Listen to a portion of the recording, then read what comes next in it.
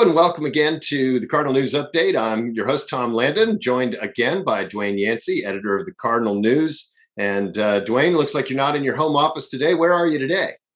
I am sitting outside the Mill Mountain Coffee and Tea coffee shop in beautiful downtown Danville, Virginia, just north of Roanoke. And, you know, it's fitting because today we're going to talk about the kind of the resurgence in the town of Danville, not Daleville, but just 20 years ago or so. I mean, if you or I had driven through Daleville, none of what you're sitting by now would have existed, would it? I think this would have been a strawberry field, if I remember correctly. Well, thanks for joining me. I know you got a busy schedule, so we'll just get right into it. You wrote recently in the Cardinal News, and I want to encourage everybody, if you have not subscribed to the Cardinal News, please do so. You can keep up with a lot of great things that are going on in our region.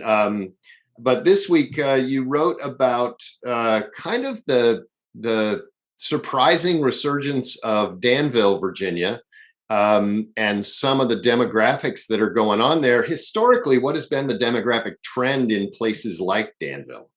Well, generally not good, right?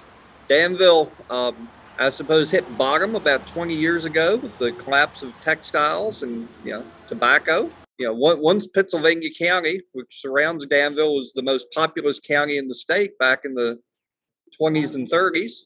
That it was an economic powerhouse then. We know what's happened with tobacco, and then textiles started declining in the 50s, but they really crashed about 2000.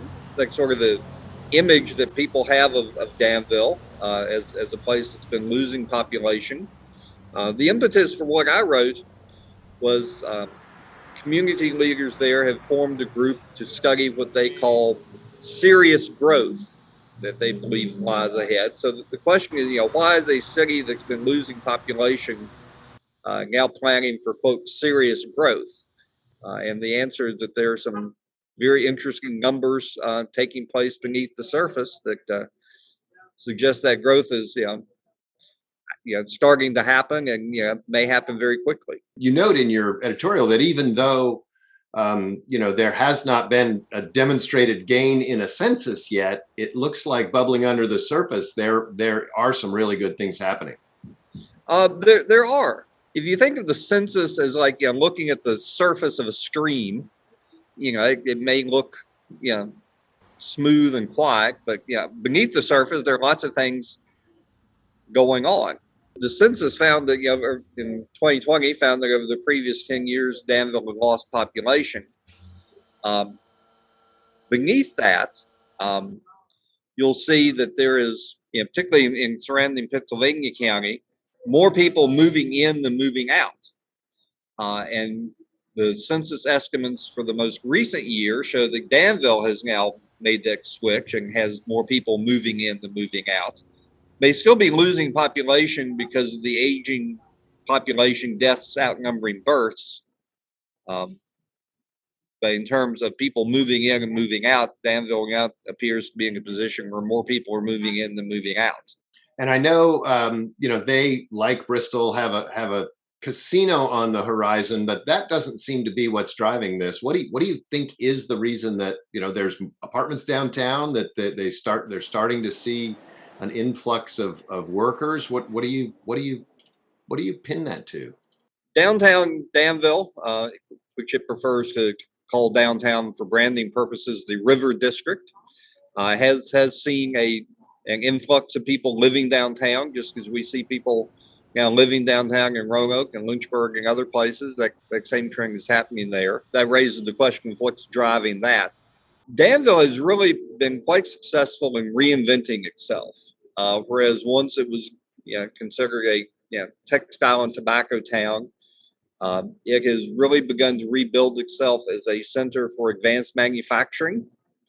And so that's what is driving all this, is the growth in advanced manufacturing operations. Many of these are relatively modestly sized, but numbers add up. So that since 2018, there have been 2,622 job announcements in the Danville area. That's That's a significant number. That does not count the casino, which isn't there yet. So, you're right. The casino is not driving this. The casino will come on top of all this. We're going to talk, I think in our next update, I want to talk about Bristol because there's a whole other thing going on down there.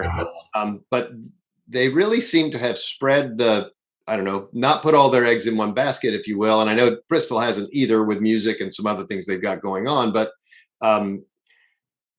when they first started talking about this advanced manufacturing and working with the community college and doing some other things down there, I've got to admit, I was a little skeptical. Have you been surprised by what's gone on there?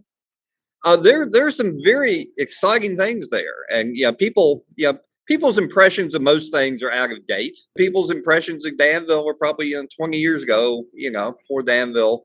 Things are hurting there. Danville's doing pretty well. A few years ago, the governor of Arkansas, Governor Hutchinson, brought 2 jet loads of state officials from Arkansas to Danville to check out what was happening there, to see what lessons he can learn to take back to his state.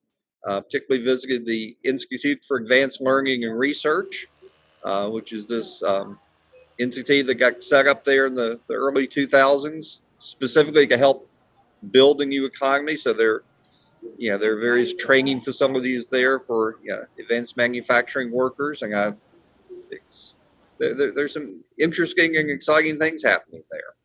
Great. Speaking of interesting and exciting things, and I know you've got a meeting to get to, so I won't keep you too long. But Cardinal News has an update for our update, right? You guys are getting ready to grow a little bit. You want to talk about that a little? We launched last September with a staff of 2 reporters. We will soon bring that to 3. We have a reporter starting in Danville on July 25th, so we're very excited about that. And then we have recently secured funding for a full-time reporter in Southwest Virginia. And we are presently interviewing for that. So once all that is nailed down, we will double our staff from 2 to 4. Well, great. We're excited to see what that brings, and to meet these reporters you bring on as we go forward with more Cardinal News updates. Dwayne, just want to thank you again for your time, and I hope you have a productive afternoon, and say hi to the folks there at Danville Town Center. And thanks again, and have a great week. All right. Thank you. All right. Bye-bye.